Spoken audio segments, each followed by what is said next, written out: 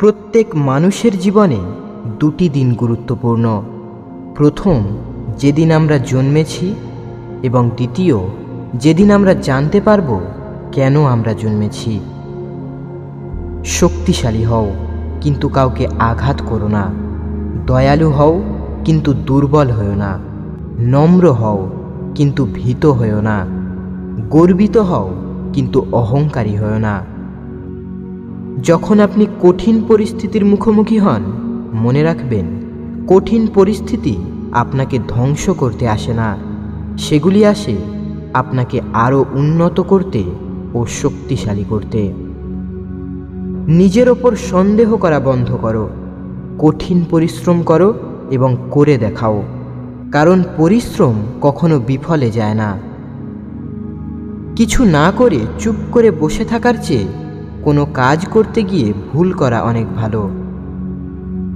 কেউই নিখুঁত নয়, সবাই ভুল করে, আর এই ভুল থেকেই শিক্ষা নিয়ে আমরা নিখুঁত হয়ে উঠি। পরিশ্রম কখনো কখনো সুখ নাও আনতে পারে, কিন্তু পরিশ্রম ছাড়া কখনো সুখ আসে না। আমাদের জীবনের অন্ধকার মুহূর্তে আমরা সবসময় আলোর দিকে দৃষ্টি রাখব। আমরা সুখ কখনোই উপলব্ধি করতে পারতাম না যদি আমাদের জীবনে দুঃখ না থাকতো। জীবন আসলে সহজ, কিন্তু আমরা নিজেরাই এটাকে জটিল করে তুলি। 1000 মাইলের যাত্রাও কিন্তু শুরু হয় প্রথম পদক্ষেপটি ফেলার মাধ্যমে। এই মুহূর্তটির জন্য আনন্দিত হন, কারণ এই মুহূর্তটাই আপনার জীবন।